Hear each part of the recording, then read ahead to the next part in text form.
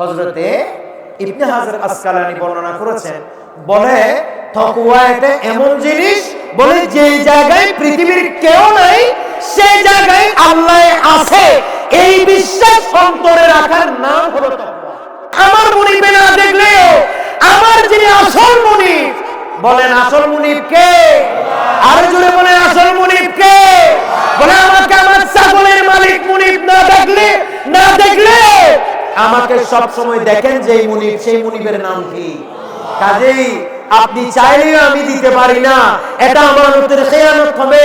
এই কথা বলার সাথে সাথে হযরত আব্দুল্লাহ ইবনে ওমর সাহাবায়ে কেরামদেরকে বললেন, এই আমার সাহাবী ভাইরা, এই আমার বন্ধুরা, শোনো, এটার নাম তাকওয়া।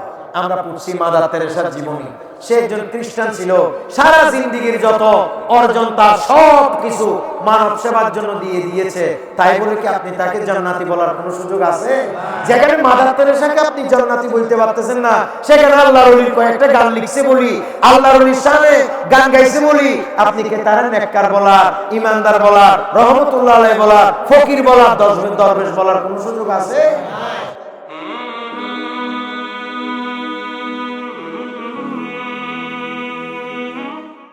আল্লাহ পাক সুবহানাহু ওয়া তাআলা কোরআনুল কারীমে বলেছেন, আল্লাযীনা আমানু ওয়া কানু ইয়াত্তাকুন।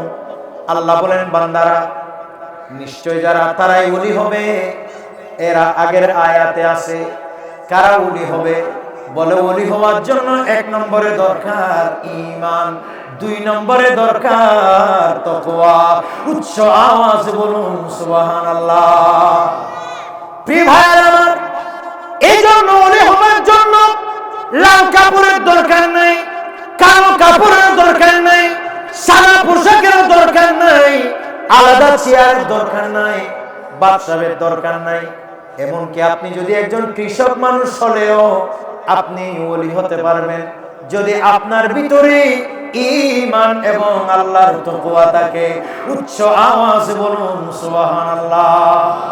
ঈমান এবং তাকওয়া এটা আমাদের জন্য অসম্ভব দরকার, কিন্তু আজ আমাদের সমাজে সব কিছুতে আসছে লৌকিকতা। বলেন না, সবাই বলেন ঠিক নেবে ঠিক, সবাই ওলি হতে চায় কিন্তু ঈমান বা ঈমান নবায়ন করতে চায় না। সবাই ওলি হতে চায়, আল্লাহর তাকওয়া অবলম্বন করতে চায় না, আল্লাহর কাজ করতে চায়। বেরা ফকির রহমাতুল্লাহ আলাইহি যে সময়ের মানুষ, ওনার টাকা খরচের কিছু পরে দিতে আমি দেখছি। তিনি প্রতিষ্ঠানের জন্য ডান হাতে বাম হাতে টাকা খরচ করেছে। ওনাকে মানুষ এসে টাকার বান্ডিল দিয়েছেন, আর উনি কিছু বাটনাতলি মাদ্রাসায় দিয়ে দিয়েছে, কিছু বরিশাল মাদ্রাসায় পাঠিয়ে দিয়েছে, কিছু কুমিল্লা মাদ্রাসায় পাঠিয়ে দিয়েছে, কিছু এখানে এতিমখানায় খরচ করেছে, ডান হাতে বাম হাতে খরচ করেছে। এটাই উনার ঈমান এবং তাকওয়ার অন্যতম বৈশিষ্ট্য। একটু জোরে বলুন না সুবহানাল্লাহ। উনি কিন্তু আল্লাহ আমাদের সবাইকে বোঝার তৌফিক দান করুন। এই জন্য আপনারাও ঈমান আমল মজবুত করেন। যাই হোক, আমি বেশি কথা বলবো না। এখানে আমার অসংখ্য উলামায়ে উস্তাদ বৃন্দরা আছেন এবং এখানে আমি কথা বলতে ইতস্তত বোধ করছি, যেগুলো আমার বলা দরকার সেরকম 2-1টি কথা বললাম। আর সবশেষে আপনাদের যেটি বলবো, আমাদের ঈমান দরকার আছে না নাই? ঈমান হচ্ছে পৃথিবীর সবথেকে বড় দৌলত। বলেন, ঈমান হচ্ছে পৃথিবীর সবথেকে বড় দৌলত। এই ঈমান যার ভিতরে নাই, তার আবা কাবা থাকবে, তার মাথায় পাগড়ি থাকবে, তার মুখে দাড়ি থাকবে, গায়ের মধ্যে জুব্বা থাকবে, কিন্তু সে কখনো কোনোদিন আল্লাহর নেক বান্দা হইতে পারবে না। আজকাল আমরা অনেক জায়গায় দেখি গান গাইতেছে, ধর্মে কিন্তু হিন্দু, বলে নাকি হিন্দু, মাজারের গান গাইছে বলি এর মানে দিছে আল্লাহর বলি। একটু জোরে বলবেন না নাউজুবিল্লাহ। বলে, কোন আল্লাহর ওলির গান যদি কিয়ামত পর্যন্ত কেউ গাইতে থাকে, আল্লাহর ওলির শানে যদি গান গাইতে থাকে কিয়ামত পর্যন্ত, সে যদি কলমা না পড়ে, কলিমায়ে তয়্যিবা শাহাদা না পড়ে, বলেন সে কি ওলি দূরের কথা, তাকে কি মুসলমান বলা যাবে? আপনারা কি বলেন, বলা যাবে? আর যেই বলবে তার কি ঈমান আছে, বলেন না ঈমান থাকবে। কারণ একজন আপনি যে আল্লাহবাদী, যে হিন্দু, যে বুদ্ধ, যে অন্য ধর্মাবলম্বী আল্লাহবাদী রাসূলবাদী ওলির প্রশংসা করতেছে, তাইলে বুঝতে হবে এটা কিন্তু প্রশংসা নয়, এটা ধোঁকাবাজি। বলেন না ঠিক নেবে ঠিক? এটা কি বাজি? কি বাজি? ধোঁকাবাজি। কারণ যে ধোঁকাবাজ নয় সে প্রকৃতপক্ষে আল্লাহর কলেমা পড়বে, আল্লাহর রাসূলের রিসালাতের সাক্ষ্য দেবে, তারপর আল্লাহর আউলিয়া কেরামের বেলায়েতের সাক্ষ্য দেবে। আর যে ব্যক্তি হুক আল্লাহর তাওহীদ মানে না, যে ব্যক্তি শিরকে মুবতালা হয়ে আছে, শিরক করছে, রাসূলুল্লাহকে মানছে না, সে হাজারো ওলির প্রশংসা করলে তাকে কি মুসলমান বলা যাবে? কথা বলেন, বলা যাবে? খবরদার। অনেকেই বলে হিন্দু ওলি কিউ ইবা আল্লাহর ওলি দেখতে আর দেখতে পারে না, এটা হচ্ছে ধোঁকাবাজ, এটা হচ্ছে ধোঁকাবাজ। সে মুসলমানের স্বীকৃতি পাওয়ার জন্য, মুসলমানের সামান্য একটা মুসলমানের বাবা পাওয়ার জন্য সে যদি গায়ক করে দাওয়াত পাওয়ার জন্য এগুলা করতেছে। আল্লাহর তাওহীদ আগে, বলেন আল্লাহর তাওহীদ আগে, তারপরে নবীজির রিসালাত, সকলে বলেন না মারহাবা, তারপরে আসতেছে আল্লাহর আউলিয়া কেরামের বেলায়েত। একটু জোরে বলবেন না সুবহানাল্লাহ। এইজন্য দেখছি হাফেজ কারি আব্দুর রশিদ বেটা ফকির রহমাতুল্লাহ আলাইহি রাত নিশিতে বড় বড় করে আল্লাহর ডাকতেন। ফজরের নামাজে আমাকে কত ফজরে যে তিনি এই মসজিদে ওয়াজ করাইছে, আপনারা সাক্ষী আছেন অনেকে। আমি ছোটবেলায় এখানে ওয়াজ করছি, তুমি দেখছো। আমি এখানে ওয়াজ করছি ছোটবেলায় ফজরের নামাজের পর। উনি জামাত সহকারে নামাজ পড়তেন, পরে তিনি সেখানে বসতেন, আমাকে বলতো আব্বা ওয়াজ করো।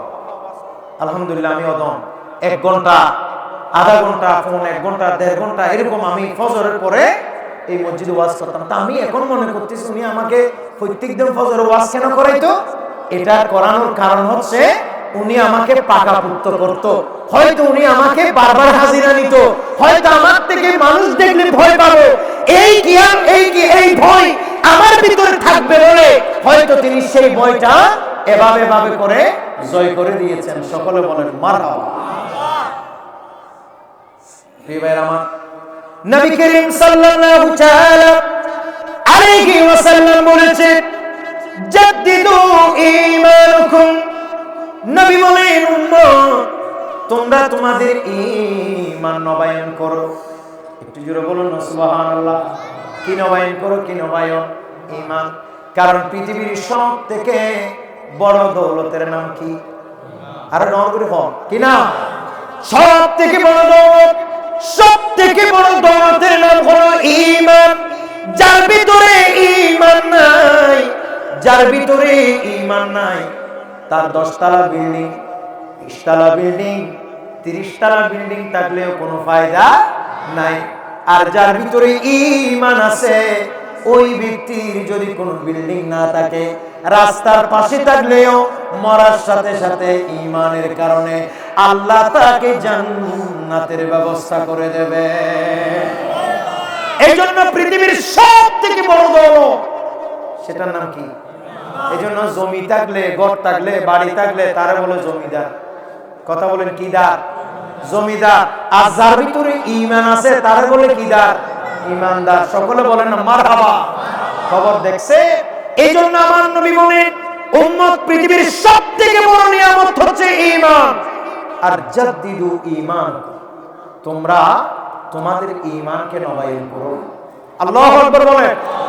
খেয়াল করেন হে মুসল্লি ভাইরা, আমার প্রাণ প্রিয় সামিঈ, আপনারা মাহফিল আসছেন যখন, এ শুধু কি বাজের কথা শুনবেন? দুই একটা কথা আপনারা এখান থেকে শিখে যান। সেটা কি? আমার নবী বলেন তোমরা মাঝে মাঝে ঈমানকে নবায়ন করো। ঈমানকে কি করো? আচ্ছা এটা কি রকম? আমরা ওযু করলে ওযু থাকে না ভাঙি যায়? বলেন, সবাই বলতে হবে। তো ওযু ভাঙলে আবার কি করেন?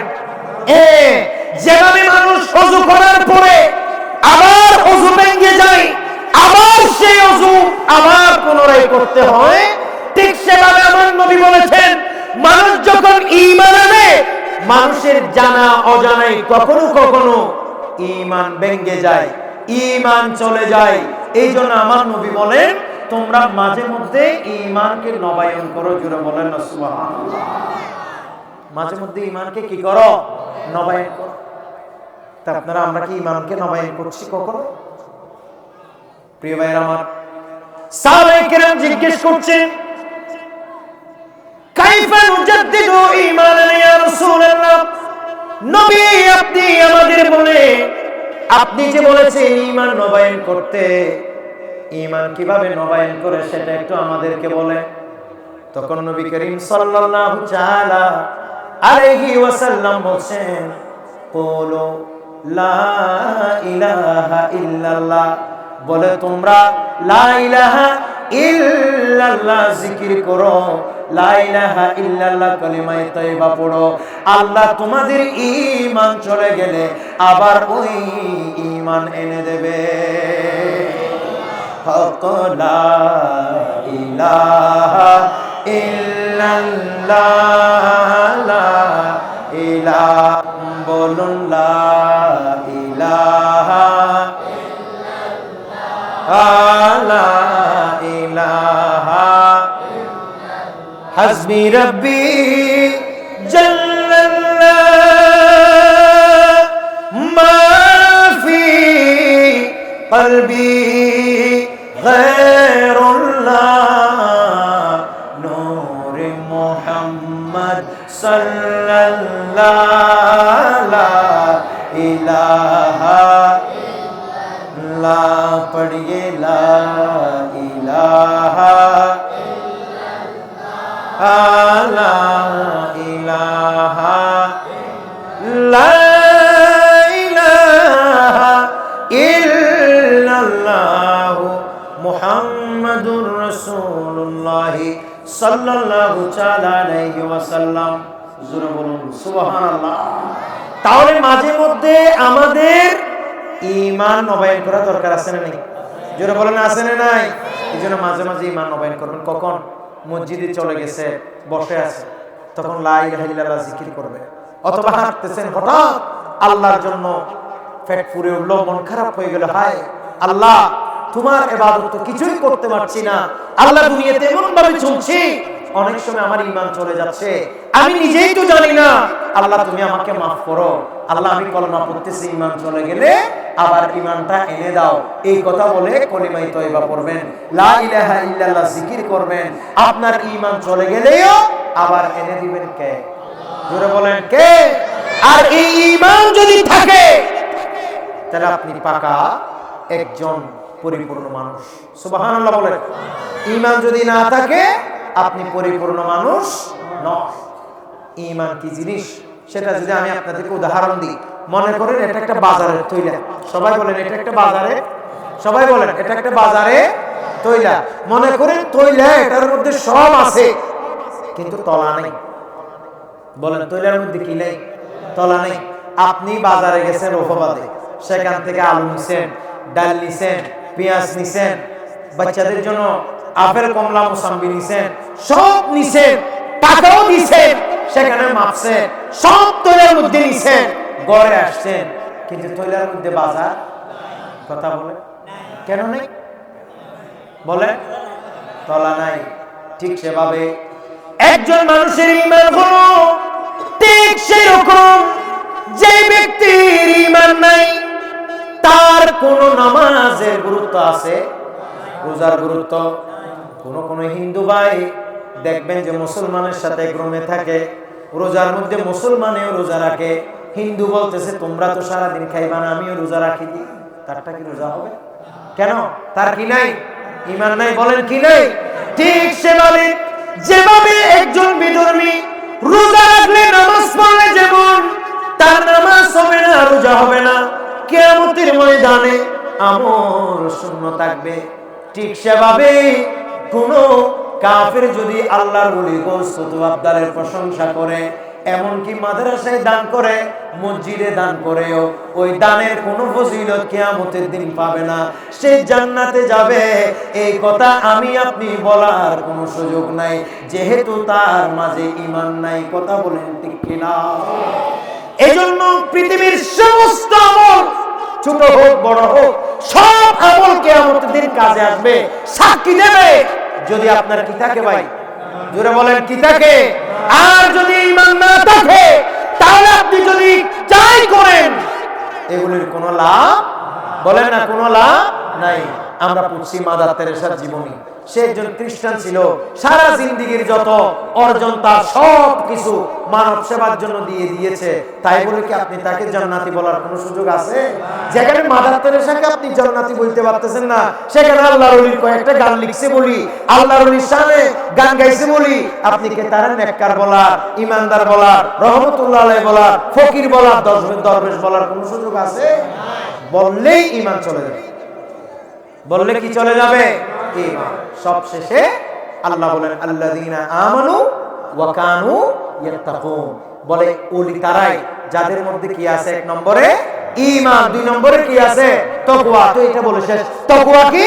তাকওয়া মানে আল্লাহর ডর। সবাই বলেন কার ডর? আল্লাহর ডর। হযরতে ইবনে হাজার আসকালানী বর্ণনা করেছেন, বলে তাকওয়া এটা এমন জিনিস, বলে যে জায়গায় পৃথিবীর কেউ নাই সেই জায়গায় আল্লাহ আছে, এই বিশ্বাস অন্তরে রাখার নাম হলো তাকওয়া। আর একটু জোরে বলেন সুবহানাল্লাহ। মনে করেন আপনি ঘরের ভিতর একা, বলেন ঘরের ভিতর একা, আপনার ঘরের দরজা জানালা সব বন্ধ, আপনি চাইলে ইচ্ছে করলে ইউটিউব থেকে যে আজে বাজে ভিডিও নিয়ে এগুলো দেখে দেখে আপনি চাইলে সেখানে আমোদ ফুর্তি করতে পারবেন।